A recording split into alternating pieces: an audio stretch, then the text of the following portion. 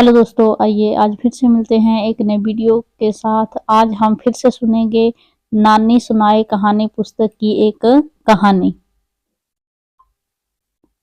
तो ये देखिए, इस तस्वीर में नानी अपने दोनों छोटे छोटे बच्चों को कहानी सुना रही है। तो आइए हम भी सुनते हैं कहानी। आज की हमारी कहानी है चतुर चींटियां। आज की हमारी कहानी का शीर्षक है चतुर चींटियां। एक जंगल में एक हाथी का परिवार रहता था। परिवार में माता पिता के अलावा एक बच्चा भी था।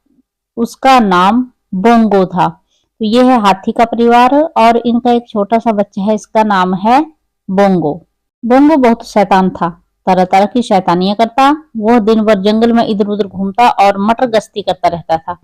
उसे अपने बड़े होने पर बहुत घमंड था। इसी घमंड के चलते वह अपने से छोटे जीवों को अक्सर छेड़ता और उन्हें परेशान करता था। तो बोंगो बहुत नटखट बच्चा था और वो उसे बहुत घमंड था कि मैं आकार में बहुत बड़ा हूँ, और वो जंगल के सारे छोटे जीवों को परेशान किया करता था। बोंगो के माता पिता उसे समझाते हुए कहते, बोंगो, तुम्हें दूसरों को परेशान नहीं करना चाहिए, वे तुम्हारे दोस्त हैं। दूसरों को परेशान करना बुरी बात है। लेकिन बोंगो उनकी एक ना सुनता। तो बोंगो के मम्मी पापा हमेशा उसे यही समझाते थे कि आपने अपने से छोटों को परेशान नहीं करना है, ये आपके सारे दोस्त हैं। लेकिन बोंगो किसी की नहीं सुनता था। एक बार बोंगो नहाने के लिए नदी तट पर गया। नदी किनारे चींटियों की बाम्बियां थी। बाम्बियां मतलब चींटियों के रहने का घर। उन बाम्बियों में हजारों चींटियां रहती थी। बोंगो ने उन्हें परेशान करने की सोची। फिर देखते ही देखते उसने कुछ बाम्बियों को अपने पैरों तले रौंद डाला, जिससे सैकड़ों चींटियां मर गईं। सभी चींटियां पूरी तरह से डर गई थी। वे इधर उधर भागने लगी।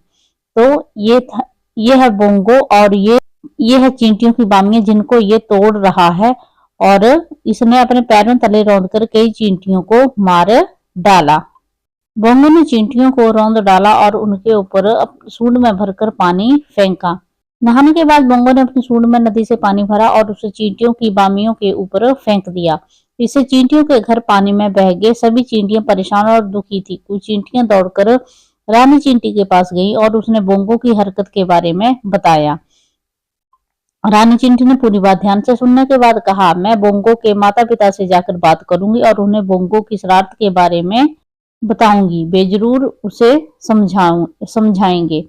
अगले दिन रानी चींटी बोंगो के माता पिता के पास गई और उन्हें उनके बेटे के व्यवहार के बारे में बताया। बोंगो के माता पिता को उसके अभद्र व्यवहार के बारे में जानकर बड़ा दुख हुआ। उसने तुरंत उसे बुलाया और, तुम्हें चींटियों के साथ ऐसा नहीं करना चाहिए था। अब उनसे अपने व्यवहार के लिए माफी मांगो। ये है रानी चींटी, जो कि बोंगो के मम्मी पापा के पास गई और उनके बेटे की शैतानी के बारे में इनको सारा कुछ बताया। तो बोंगो के माता पिता ने उसे बुलाया और समझाया कि तुम्हें ऐसा नहीं करना चाहिए था, ये आपने गलत किया और अब आप चींटियों से माफी मांगो। लेकिन बोंगो ऐसा करने से इनकार कर देता है। और आइए देखते हैं बोंगो के साथ क्या होता है। तो लेकिन बोंगो बोला, माँ, मैं इतने छोटे कीड़ों से हरगिज माफी नहीं मांगूंगा। मैं इनसे माफी कैसे मांग सकता हूँ। रानी चींटी निराश होकर लौट गई। उसने बोंगो को सबक सिखाने की एक योजना बनाई। फिर उसने अपनी यह योजना बाकी सभी चींटियों को बता दी। रानी चींटी की योजना अनुसार लगभग 50 चींटियां बोंगो के घर गई। वह उस समय सो रहा था। मौका देखते ही वे उन्होंने उसकी सूंड में काटना शुरू कर दिया। बोंगो उठ गया और दर्द के मारे जोर जोर से रोने लगा। उसे महसूस हो रहा था कि जैसे सूंड में सैकड़ों सुइयां चुभा दी गई हों।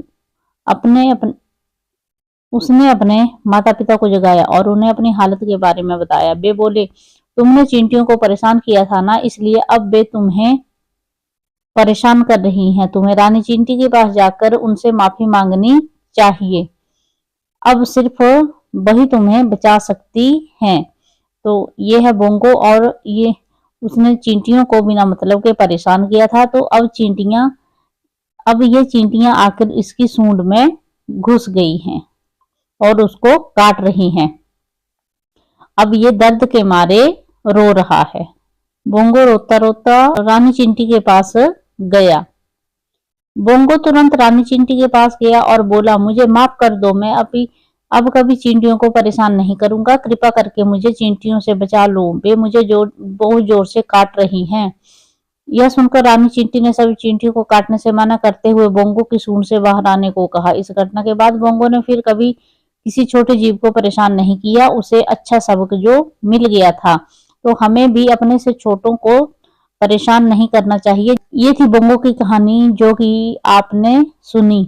तो इससे हमें यह शिक्षा मिलती है कि हमें कभी भी अपने से छोटे जीवों को तुच्छ नहीं समझना चाहिए और उनको परेशान नहीं करना चाहिए। धन्यवाद। फिर से मिलेंगे एक नई वीडियो के साथ।